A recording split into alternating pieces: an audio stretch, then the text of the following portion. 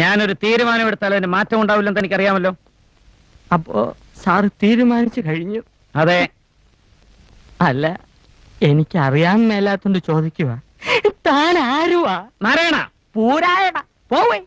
തനിക്കൊരു വിചാരമുണ്ട് താ ഏതോ കോപ്പിലെ വലിയ രാജാവാണ്. താ ഒരു പുല്ലുമല്ല.